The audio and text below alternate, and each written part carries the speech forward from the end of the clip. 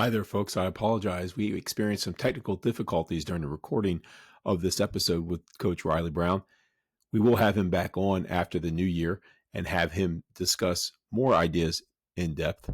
Hopefully, you will enjoy this and can skip over the first couple minutes where it's choppy because of the internet signal dropping.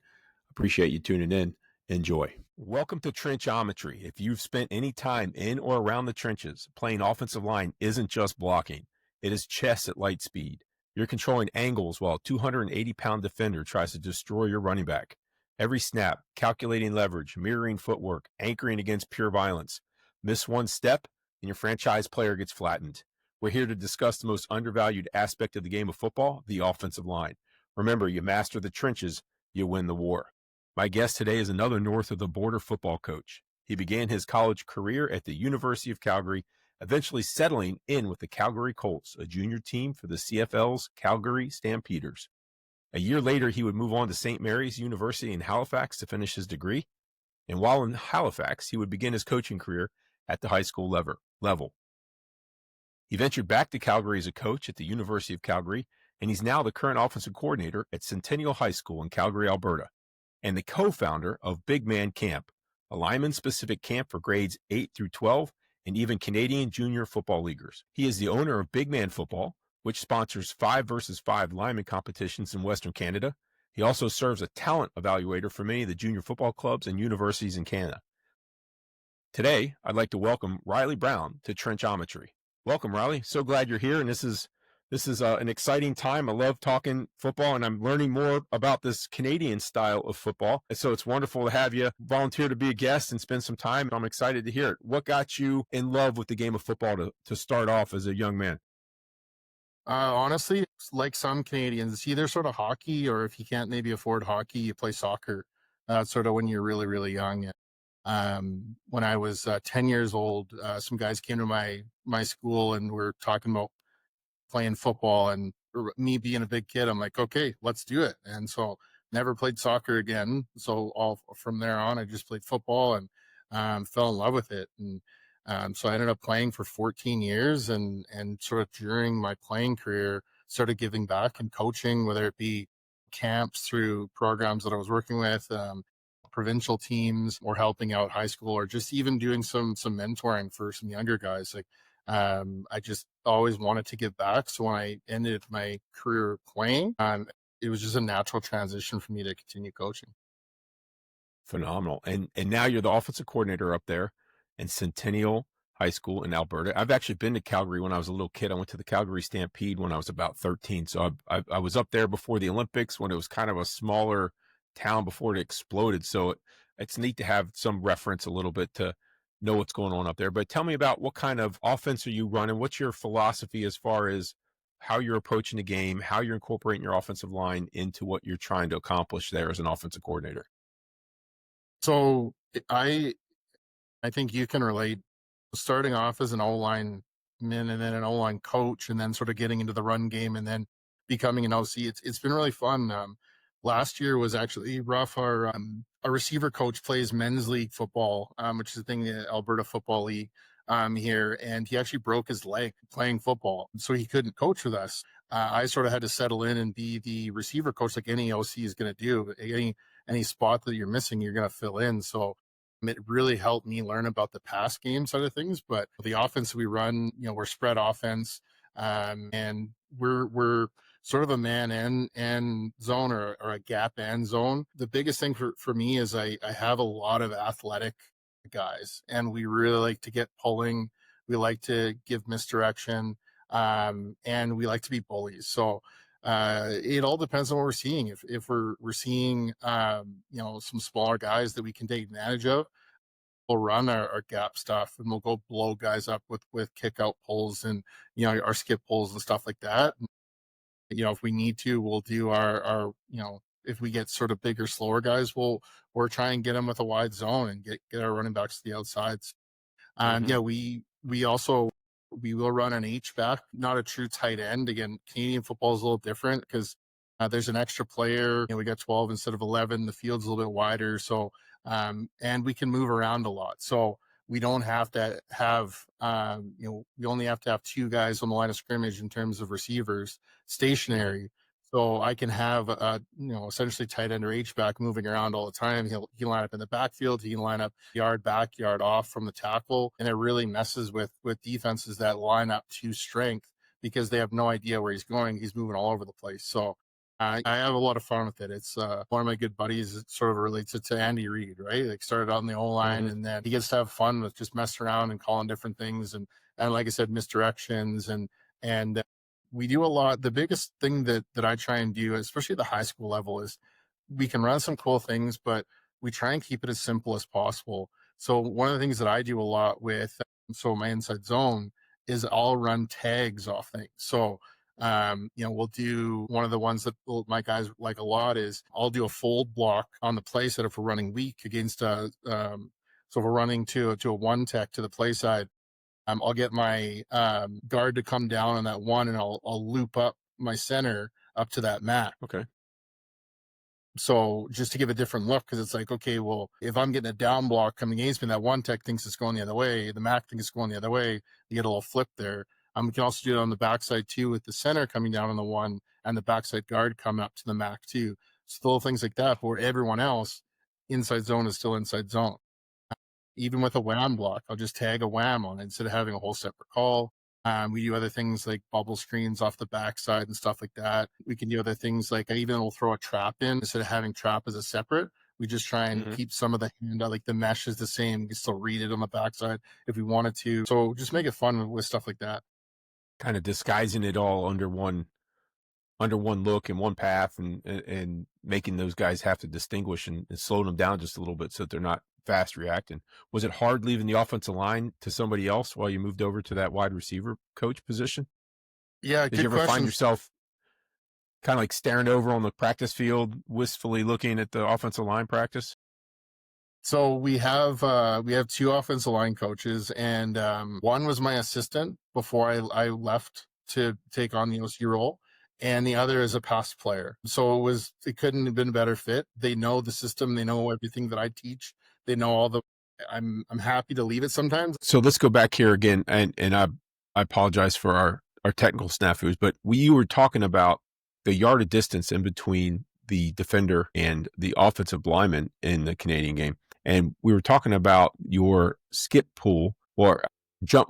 What's the term that you use? So, sorry, Paul. Did we talk about the loading and stuff like that already, or do you want to go all the way back to that? Yeah, let's go all the way back to that. Let's go all the way back to the loading there, because that's a very interesting thing, and I think it cut out. We've been struggling with internet signals. The Canadian exchange rate and the American exchange rate for the Wi-Fi signal has been messing with us right here. So go back and revisit all that. Finish your thought there. So one of the things that I've seen in American ball, when they're running counter, say a GT counter, and there's a three tech backside, a lot of teams you get the center to go and get them, right? But when you're all on the same plane and you got the guard pulling, the center can't get there. They're going to run into each other. Yeah. Right. So typically what I'll do in that scenario is I'll call a CT counter. Okay. Where I'll get the center to pull, he'll get the kick out, and then the guard will get that three tech on the backside. So go back to you're talking about your front side zone step and how you have a kind of a unique. Like I think you're saying, what are the first few things you do with your line? Yeah, your first thing. So go ahead. That's fine. Go back to, so what are you going to do with your first guys that are showing up, your young guys? What is the first skill set that you want them to learn, and how do you go about developing that within those guys? Sort of talking about one of the points that you brought up earlier is weight distribution. So that's one of the big things that I want to get these guys knowing early. One of the things that, as you talked about it before, if you're going left, you want to load up your right, make sure your weight's distributed properly. So one of the first questions I'll ask guys is, hey, if we want to go left as fast as we can, where do we need our weight? And we'll see guys we'll hear guys that'll say, yeah, weight should be on the left. And that's good because, they're not right, but it's good to have people answering. And sometimes we get a little laugh out of it in the way that I'll say, okay, if we want to go left and we want all our weight on our left foot, put all your weight on your left foot. Take your right foot off the ground, move left. And they'll be standing there and they won't be able to move left. And so they'll realize, okay, I was wrong. I need it to be the opposite. So that's one of the big things that we get starting early, getting into our zone steps. The other thing that I try and get going I know you talked, was Nikolai, I think you said Yes. before with centers. One of the really big things that I try and do with my guys is try and get as many guys snapping, more learning how or knowing how to snap as possible. On my team right now, I have 3 of my starters that can all snap. Just in case you never know, we got injuries. Hmm. You got guys that play both ways. If we can take a guy off for a series, we can get rolling through there with those guys that can snap too. That's a great point, and I think that that depth that you have at centers can be a secret weapon at some point in time because who knows when your center could go down. I mentioned earlier we'd lost a game one year because our center split his chin on a punt return, and here we are inside the 20. We lose a snap exchange between the center and the quarterback because the backup guy had a couple reps. If we'd had that situation with 3 guys that could snap, it would have been a little bit better for us. I definitely lost a game that way and learned from that point on. The backup guy and even a third guy occasionally would get snaps during the week so that they had some familiarity there. So as you get into this, young guys, and you're developing that balance, that weight, understanding if you want to go right, weight on the left side, and vice versa. What exactly is it? And you mentioned earlier you have a unique front side zone step that you teach your guys. Go into that a little bit as far as why you do that and how that actually looks and what it looks like as you're running that play, that outside zone. One of the big things I know we touched on earlier with in Canadian football is we have that yard between the line of scrimmage and where the Hmm. defense can line up. So not only is our line set up differently in that we're all in the same plane, where I know in American ball, the guards are a little bit back from the center and the Hmm. tackles are a little bit back from the guards just to set themselves up on the proper angles they need in that type of game. So our angles are a little bit different. And with that, we can do some different things. So I know we touched on my wide zone. I do things a little bit differently than traditionally you'd see on sort of your rail or your tracks or however you want to call it. I was actually taught this. Bit of a shout out here too. He's currently the offense coordinator for University of Western Ontario in London. His name's Gaetan Richard. I had coached with him at some camps, some high school camps, back when he was the offensive line coach at Mount Allison University in New Brunswick, and I was out at St. Mary's there. So he had taught me, and I teach it today. So basically, what you're doing is you load up your off legs, you're going right, you're load up left, and your first step is actually a jump, a lateral jump, similar to a hockey player, he'd be doing his big strider Hmm. jumps to get fast down the ice. So how it works is it's almost like a skip pull, but instead of your first step being behind, you're loading and launching. Hmm. So you take that first jump out. Your second step is a settle. Sometimes it'll cross over, and then your third step is upfield. The benefits that I've seen to that is being able to stay square versus the track. You have to open up, and then you have to flip your hips back, which on the backside is fine because you could rip through. Or I often teach cutting on the backside of wide zone or Yeah. tosses or whatever. But on the play side, it's just a lot of extra movement to be facing the sideline and then turn back. So it's just something different. And I had seen, I think it was Dan Casey shared it on Instagram of an O lineman in the NFL doing it. Not the exact thing, but I think he said a mini skip pull. I think it was a backside guard on a zero technique or something like that, just to Yeah. really get going over there because it's a long way to go. So that's what I teach, and it's been actually really successful for me.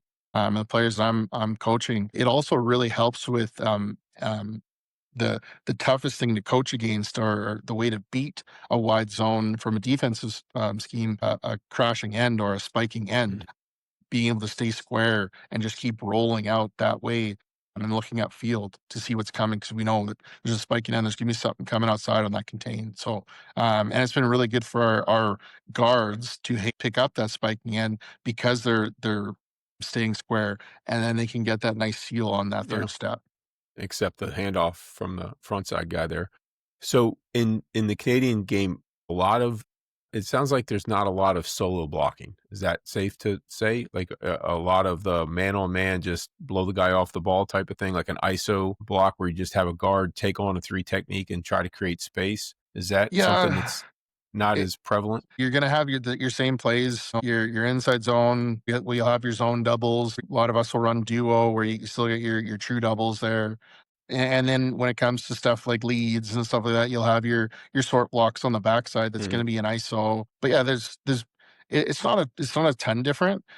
The biggest thing is just because we have that yard is the angles are changing a lot. Okay.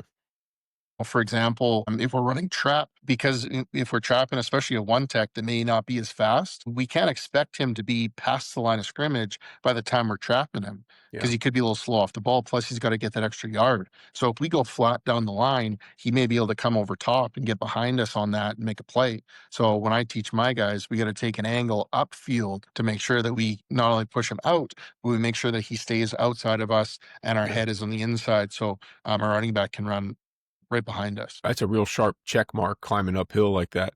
If Correct. it's a one technique, that's like almost vertical, I would think, like a really tough, like you're just climbing and then kind of making a right hand turn at the last second. It seems like almost in my mind as I see that happening. That's tough on the Yeah, so guard. I would like when I trap a one, I'll typically, unless I'm doing like a crunch type play, I'll actually trap him with my tackle, my backside tackles, just so it's not such a tight Got thing. it. Okay. But yeah, so he's still coming downfield, but almost want him to make contact sort of half a yard up from the line of Hmm. scrimmage, not in the backfield. Right. So You that's don't sort of want the angle that. But yeah, you're right. So he's going to open up and come down the line and climb. Yeah. nice. And a crunch, what's a crunch? Is that a guy in motion coming across or No, so Crunch is an awesome scheme. So basically how Crunch works is you have to have an H because it's like a triple trap. So I always like explaining it from the backside to the front side. So on the backside, your backside guard's gonna trap the backside end. Then the backside tackle is gonna climb to Will. Then your play side guard is gonna trap the backside one tech. Your center is going to climb to Mac or Mike or whatever you call it. I know in hmm Canada we call Mac a lot, but I think you guys call it Mike a lot. And then on the play side tackle is going to be solo on the play side end. The okay. H back is going to trap the three tech. And then your inside slot on the play side is going to take Sam. So Okay. the really cool thing about it is with three guys going this way, all the linebackers are going to follow, but it's actually the play is going play side. It's a really, really cool formation. You may remember last year the Ravens ran it with Derrick Henry. He ran for like 75 yards for a touchdown. Okay. That was probably one of the bigger ones. But yeah, Crunch is a really, really cool scheme. We run that quite often because again, any sound defense is going to see all the pullers go one side. They're going to go to that side. She's going Right. to set up all of the second level blocking just to make it easy. It makes it great because it doesn't make sense defensively. You're going against all the defensive rules. Right. What's one technique that you feel is just coached into the ground that it's not as valuable as people tend to think? Is there one particular skill that you think's overrated that people just spend way too much time doing? I don't know if it's actually someone that they spend time on it, but I see so many times, and it's something that I have to sort of teach out of guys is extension on runs. Hmm. I see so many times that it's extension on runs and head in on runs. And you get guys sort of doing this thing. And I'm seeing like defender, like this is the game. The defenders get better, the offensive guys get better, and then everything is progressing, progressing, progressing. I'm seeing D linemen, even interior D linemen that are literally just lane guys throwing them. You're going to lean on me. You're going to come out firing like that. Okay, go away. I'm going to run right by you. Um, One extension on run, you have way higher of an opportunity to be called for holding, Hmm. and you don't have any control. And so I only teach my guys to extend at the whistle. Keep them in tight, hip to hip if you can, drive them, and then when you hear that whistle, then if you haven't pancaked them yet, that's when you have that finishing and launch up. But yeah, I just see way too much kids coming in and they just think they need to extend all the time. Yeah. But in the run, not a thing. Like you said, that's kind of the final phase of the block is as you get them on skates and you got momentum going back, that extension is what can put them down. But doing it too soon, like I've said this before, there's nothing in the weight room that strengthens this side to side motion. And when you get out there, that's you got to stabilize and control that guy from going left to right. And it's very hard to do that, very difficult. I always hated it to see my guy with if your hands got higher than your heads, if your hands are higher than your eyes, that's dead. Like you said, just you could be Olayed in a heartbeat and it's over for you. Always eyes up for sure. And hands under eyes is what I always had the tripod, eyes and two hands forming a tripod that could be strong in there. And if it gets hands over eyes, then you're upside down and pyramids, you don't put pyramids upside down that little tiny point. It doesn't work. Okay. So what is the one you got weather coming in and you got 10 minutes for individual best drill that you're going to do? What's the drill you're going to get done in that 10 minutes when you only got 10 minutes indie with your guys? You got to get that drill in with your offensive line. What is it and what are you going to do? You know, one drill that I really like that I don't think a lot of people run and that I've actually been looked at a little weird that I run. And it could be, I know we already talked about outside zone, but get two guys facing each other. Tell one guy to run outside zone right, and tell the other guy to run outside zone left. And it's a challenge. Hmm. It's who can get this seal. And I actually will make a competition out of it and sort of do whether it be like King of the Hill or we'll do face off and see who the best is at getting the seal on the edge there. And it gets guys moving. It makes them get the steps because if they're gonna take a false step, they're gonna get beat every time. Hmm. So having those guys go together, that's huge. Another one in the past game, probably what I do is funny. One of my coaches I played for, coached in the CFL and college in here in Canada as well. He called it the shit drill. But basically how it works is you got one guy standing, you got three guys standing in a line. The one guy at the front doesn't move. The two guys behind, they can just have their shoulder pads, but sometimes we'll have shields. And there's an offensive guy facing the guy that's just standing there. Basically, Hmm. how it works is the guys that have the bags will run back to behind and then around and around. Hmm. And what the offense guys do is he needs to post to cover, punch, get back to the middle, and then kick. And then I'm a big stab grab type of guy. So I'm always two hands separately. So and then just get back to the middle. So that in the pass game, that's because it involves everything. It involves eyes, it involves feet. It's a good burner to get the legs going. And yeah, it's just getting back and forth. That's a big one that I really like to do when it comes to the pass. Okay. So when you start your young guys out, as we get into the pass pro aspect of it, and the mental aspect is something that's got to be a little bit different. And like I said, in Canada, it seems like there's so much space there that you got to be on top of your game mentally to know where the points are you're getting to and all that kind of all the high end stuff, the pass set, where that guy's going, the adjusting of his angles, all those things are going to be a little bit different in the Canadian game. What are you doing physically with your guys to get them prepared for all that? Is there where do you start your guys off on the building blocks of building a pass protection technique? My biggest thing that I start off with is the relationship that you need in pass protection. Hmm. I know a lot of guys will do foot to crotch type of thing. I don't do that. I actually will go eye to eye. Okay. So my thing is I want to focus for guards or interior guys that we want our outside eye lined up with his inside eye. Okay. And that's the relationship that we want. I find with the feet, the younger guys, if they're looking, I don't want to be looking at your feet, but obviously you know where your eyes are, you know where his eyes, you can see that. So that's the relationship you want to get to. And however many steps it takes you to get there, that's where you want to go. So that's sort of where I start with that. With tackles, obviously it's going to be a little different. Tackles, I really stress getting to contact point with a stab. Once we get to contact point and have a stab, then we go from there. We always want to get the stab and keep I talk about our inside hand at tackles as being our insurance policy. Because if he does come inside, you have a stab and you can feel him come inside, you close that door. Hmm. If he goes outside, you got an extra club that you can now turn around and launch him. Say, okay, you want to go outside? Let's take it outside. And then one of the biggest things that I teach once we get our feet moving, sort of maybe going back to some of the things that's overtaught.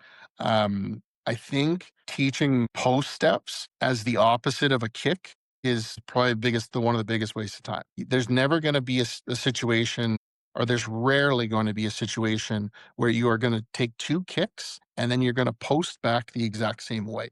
You're always going to kick to post flat. It drives me nuts when I see people kicking upfield. Oh, sorry, Right. posting upfield. Posting upfield. That's right. I teach my pocket pass pro a little bit. Some call it a little old school. I still do a center pop. So I don't do zone. I do all man. And when it comes to pocket pass protection, it makes it a really hard block for that guard to get the one tech. But because we have that yard, it's just two solid post steps where we do want to come upfield a little bit to close that distance. But that is the only time where I'll ever have a player doing an actual post upfield. Yeah, going towards the line Everything of else is going to scrimmage. be a redirect to flat. Right. Right. Yeah, because if you're going forward, you're on different planes. Those two There's planes will no never way that meet. you're going to kick back and he's going to crash inside that you'll be able to fully cover him back up going forward. And if he's nowhere near your skill level that you're at, most of the time, by the time he's going inside, the best you can do is go flat. And so that's the redirect. With my guys, when we first get our feet moving, that's all I'll do. I'll say, take two kicks and a post and we'll go from there. So that's Yeah. all it is, two kicks and a post. Yeah. It was always an odd number for me when or one post, two kicks, two posts, one kick, two kicks, one post. It was never, like you said, I agree with that. It's never uniform. It's never even. It's never nice and smooth like that. It's always chaotic and hectic and odd and fighting to keep that inside hip closed off so that it can't get open. As soon as that opens, if that door opens, that's the fastest way to the quarterback right there.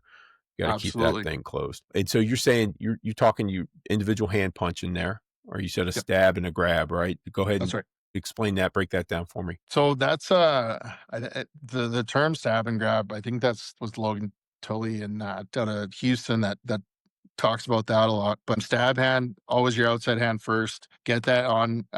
For a tackle, it doesn't need to be a strike. Again, a lot of times we're going against guys that are smaller than us. It needs to be out there to feel because you'll be able to feel if he's coming in or coming out. The second hand is where we actually want that real hard strike. 'Cause if he comes inside, you throw and close that door and say, no, no, you're not coming inside. But Hmm. if you throw both hands and they swat hands off and come inside, all you can do is feet. And typically they're fast than us. We can't beat them like that. We need to slow them down Yeah. somehow. And if our hands aren't there, there's nothing we can do. For the interior side, stab and then inside a chest plate to grab on. I'm sure you hear it all the time. I hear it all the time. Oh, that's holding, that's holding, that's holding. That's what O linemen do. We grab the chest plate. No one's calling that. This is just how O lineman play is. It's different if we're holding outside the shoulder pads, chest plate. I teach it that the chest plate's a steering wheel. Yep. He's going to go where you take him. You grab onto that steering wheel on the run, in the pass, wherever it is, and they're going to take where you want to go. Yeah. If you're controlling that steering wheel, they have to go where you want them to go, or they're going to get choked out during the course of their pass rush. So makes it pretty simple there. Go. Do you get lot of line games, twists, and X's and Texas? We call them X's and Texas or tackle twists. You get a lot of Yep. that up there. How Yeah, do you yeah, we see that a lot. how are you coaching that? How are you coaching the handoff with the twist, the X, the Tex, and the twist? Yeah, so I'll always keep because in I don't do zone. Obviously, if it were zone pocket pass pro, obviously you just keep going to your zone and get the guy. But with me teaching man, it's really important that they need to communicate. So I always will have we call it the penetrator and the looper. Hmm. So whoever has the looper is the one that calls twist Okay. because there could be an end spike, but the tackle's got the end, Right. but there could be a backer coming around. So we don't know that that's a twist or not. Right. We only know it's a twist if we got a guy that backs off and leaves. So that's why I make sure that the guy that has the looper, he's the one to call the twist. Hmm. He'll call the twist and then sync back to make sure he can get the penetrator. And the guy that had the penetrator, he'll back off and look out for that looper coming around. I always taught the looping guy drop the whichever way the guy loops, you drop that foot and you run block the spiker and turn it into just mashing that. You're going to meet force with force on the penetrator. And if Yep. best case scenario, you get a run block out of it, you can push that guy out and just muck it all up and make it Yep. easier on your tackle. Your tackle's got whoever the drop off guy is, the guy who's got the penetrator, he's got all day to step off and Exactly. he can stay there. You get that run block, drop, step, and run.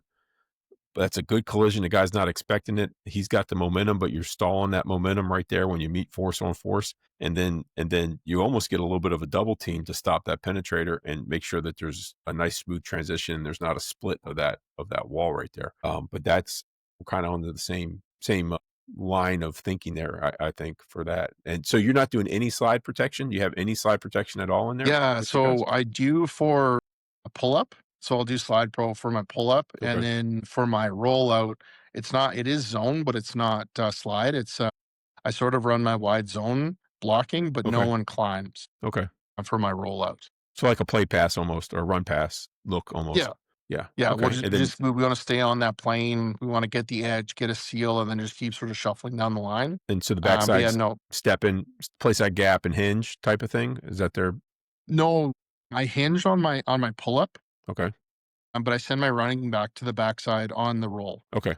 So you got plenty. Nobody's gonna catch it from the backside there. No way. Exactly. Yeah, because that one, my roll is like throw on the run, and my pull up is get to your spot, set your feet, and then throw. And so my pull up is I want to reestablish the pocket where he's pulling up.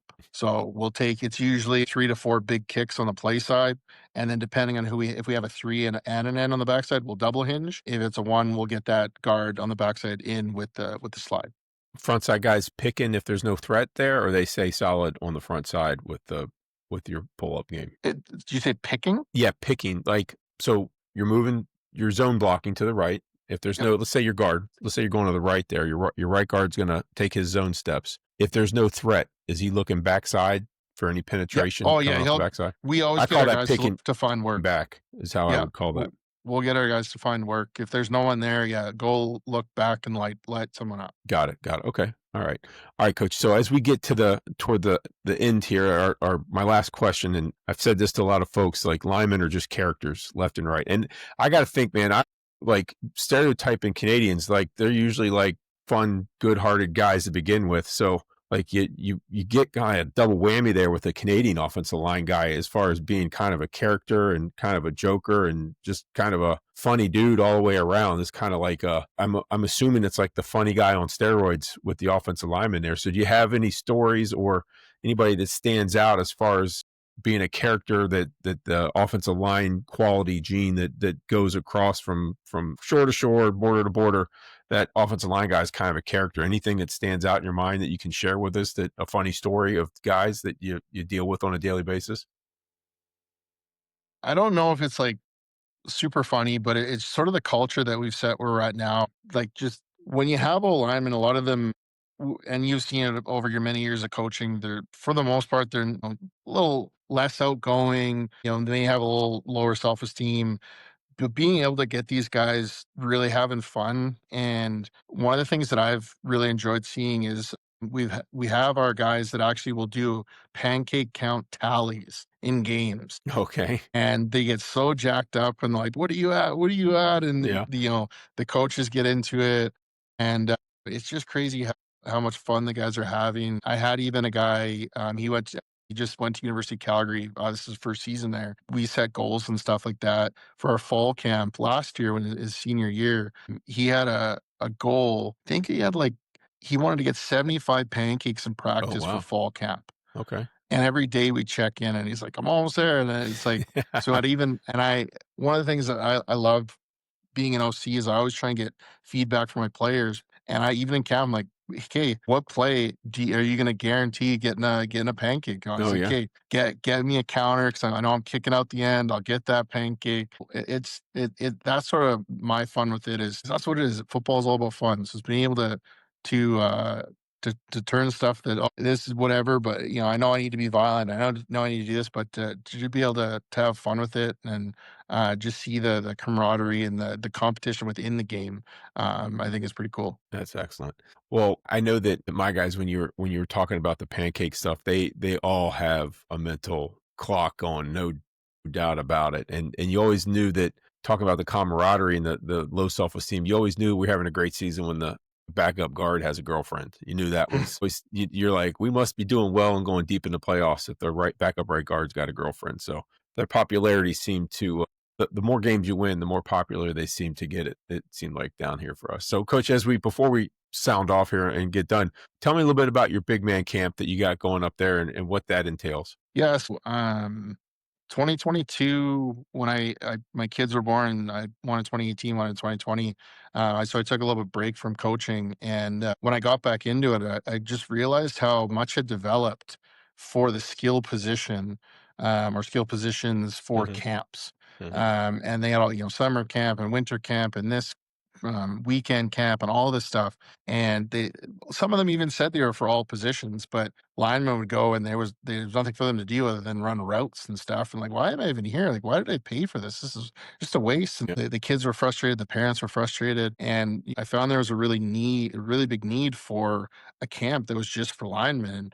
And I did the O line thing, and one of the coaches that I actually coached at University of Calgary with, Coach Tim Burris with Iron Will Football. I asked him about getting together with me because he specializes in D line play. So we're like, yeah, let's do this thing. So we started out 2023 in the winter was our first year doing it. I mean, we had about 20 kids or so for our first camp we did. For the most part, we had it simple. We would do a run period in terms of skill, a run compete, a pass period in terms of skill, and then pass rush one-on-ones. And that was hour and a half sessions. And in Calgary, the winter is crazy. Calgary is such a soccer city for Hmm. indoor soccer that there's no space available, and any, like, even some of our football fields that are domes, you're talking like $800 an hour to Oh, rent it wow. out. So we struggled to find spot places to go. First time we were in a guy's gym that had some turf in there.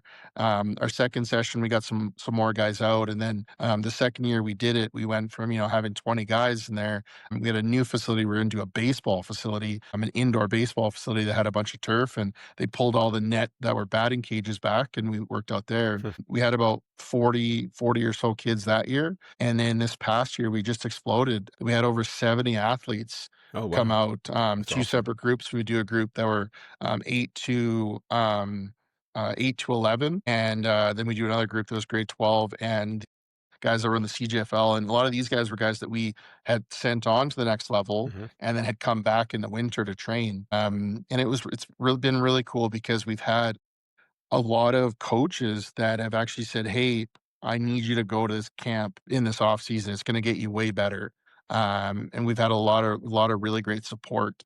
And the other thing too, when it comes to the equipment, it's up to the schools to give out equipment in terms, Hmm. because we do it in full shoulder pads, helmet, all that kind of Hmm. stuff. It's up to the schools whether they want to give out the equipment to the kids in the off season, because it's not during the football season. Right. So to be able to be respected, known in the community well enough for these teams to say, "Yeah, hey, you're going to see Riley, yeah, no problem.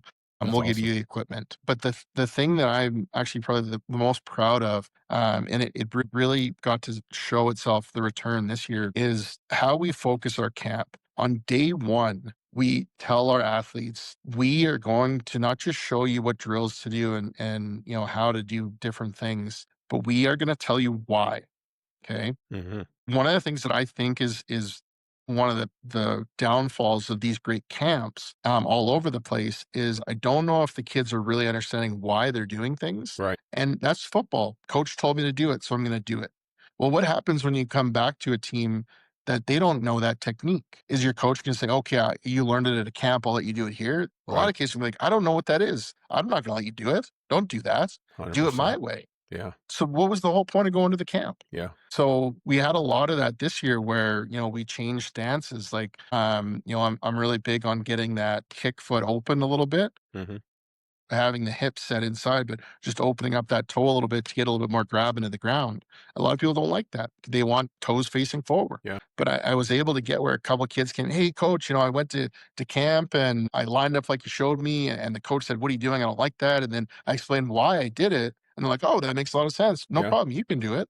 And it's like, it's just it was such a good thing to hear. It's like, this is great because you're learning it. We see you doing it in camp here, and now you're going over and you're doing it in your regular team, and they're accepting that as a thing. Like, it was really rewarding to hear that. So, yeah, we're loving it. We're doing a lot of good in the community, and through that camp, we've sent a lot of guys on to next level. We also started, a few years ago. We did our first ever 5-on-5 tournament. We know that's really big down in the States. There's been none of it here. 7-on-7, yeah, absolutely. 7-on-7 is big here, but same thing. The big guys don't get involved at all. So, Yeah. we started our first ever one, and we've had some really decent players come through. A defensive end was with us our first year. He's at Boise State now. His name's Bull. So, and then last year we had an offensive lineman named Cooper Troy. He just committed to University of Hawaii.